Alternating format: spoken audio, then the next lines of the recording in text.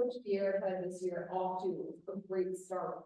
Where has she been most impactful for you offensively? Well, she's our everything right now, and it started from day one of training camp. She came in tremendous shape. Her motor's always been really special in this league. It's what makes her special. But she came in great shape, obviously in a really good place, both physically and mentally. Unlike last year, where she was absolutely a trooper for us, played in all 40 games, but unexpectedly traded to us, just coming off the birth of legend, was remarkable. But fast forward the year where she came into training camp this year, was verbal that she really wanted to impact this year. She wants, to be an all-star. She was very vocal about that. She, even went as far as saying she wants one, MVP vote. And so she's played like it and backed it up. And so it's, it started from the beginning, but she's leading from a post position for us. In a leadership position, really, really well, both on and off the floor. Really excited about her extension. You guys, that was huge for us. Obviously, we know there's going to be few free agents in 25. Everyone's going to try to get to the 26 fishbowl, where it's going to start all over in this league. And so it's really, been an exciting start for her. Really proud of her. She's wearing down in this stretch. We're in our stretch of 9 games in 18 days in 6 different cities.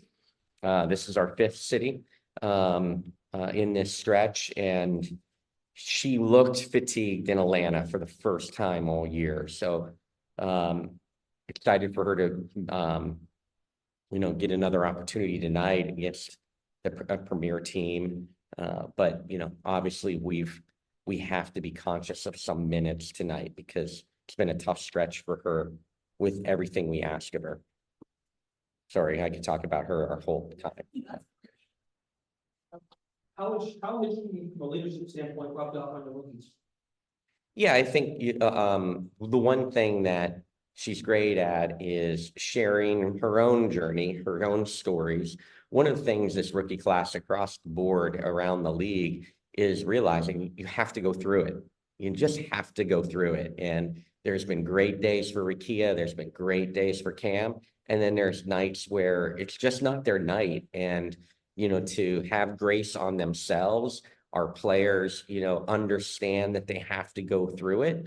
Obviously, we need Rakia and Cam to be productive, to have success with our young roster and what we're asking of them, both in the starting lineup.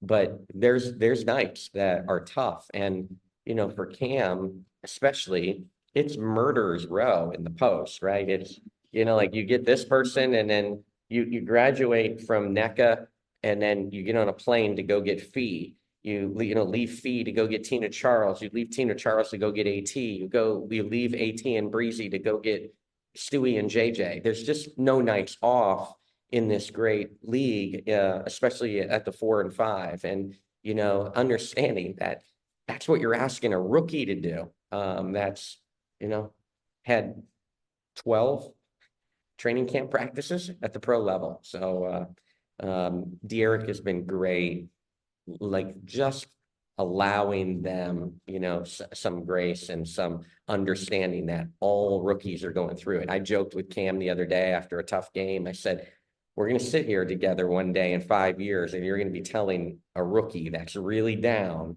about your own journey. And they're not going to totally believe you just had that you had tough nights like they just had. So. It means a lot of people come back, and you just saw DJA. You drafted DJA. What have you made of her growth since you drafted her, and really this year in particular being a starter? Yeah, I know it's maybe a little bit of cliche, or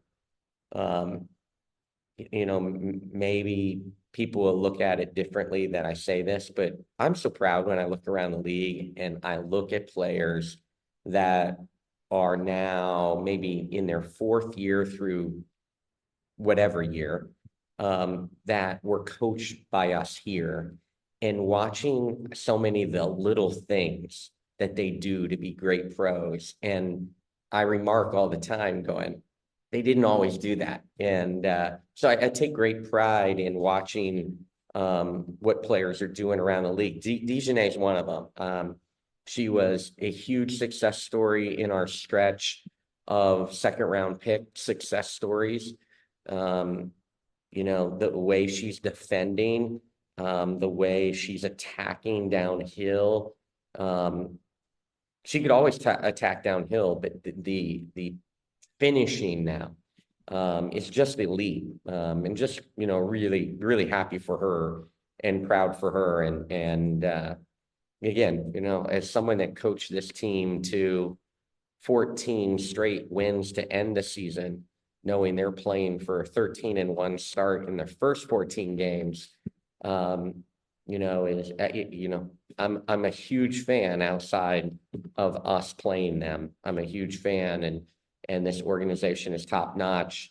I'm still really close with the front office and Jen. But it's the back of the house people saying hi to all the security guards, saying hi to all the people here. This place was truly special to me. Development, what's it been like to see the job she's taken the last 2 years, and now with USA basketball? I don't take any credit on AT. You know, AT is elite. AT was and is one of the best basketball minds of a player that I've ever been around.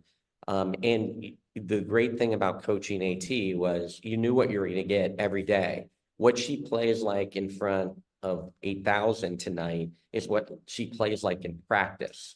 And, you know, like you just never had to worry about AT and then the competitiveness and the knowledge and that she was going to be ready every night. The way, how hard she plays, you know, is remarkable, but people don't understand. She'll play like that in practice, you know, against male practice players when it means nothing.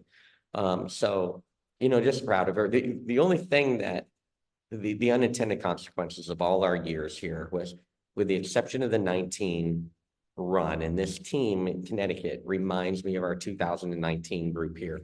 We had really good health. Other than that, every single year we had a starter out. Every single year there was a starter out. Having a starter out in my early years with Chennai forced us to have to play AT as the 4. It's one of the, you know, unintended consequences, the greatest thing that ever happened. And Donovan drafted her. They played her at the 3 when I first got here. I was playing her at the 3. Out of an injury necessity, we moved her to the 4, and basketball has moved more positionless. And she proved to be, you know, like she was one of 2 with Candace Parker of the best facilitators in the world. She's clearly become, over the last few years, the best facilitating forward in the world. And it's fun to watch, and it's fun, you know, like I didn't help create that. An injury forced us to play that position, and all of a sudden we like, this could be really special, and Steph's taken it to an even higher level. You look at how balanced this Connecticut team is, like 4% defense, which trying to limit that effectiveness.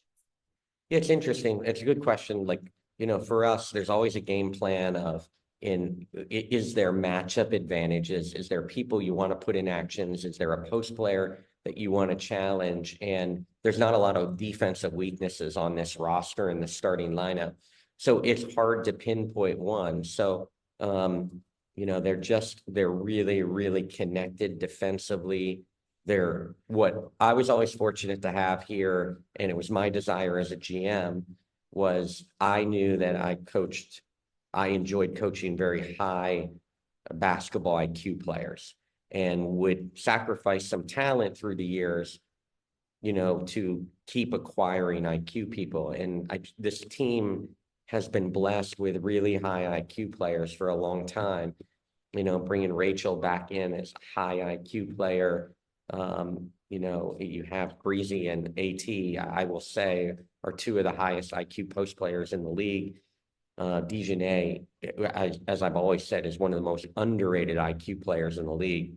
So, you know, it's just, it's not only physical tools defensively, they're really, really smart. And can adjust when things hurt them. And the defensive end makes them really special, and they're playing at a pace right now, which lowers possessions, and then their defense can really shine. Thank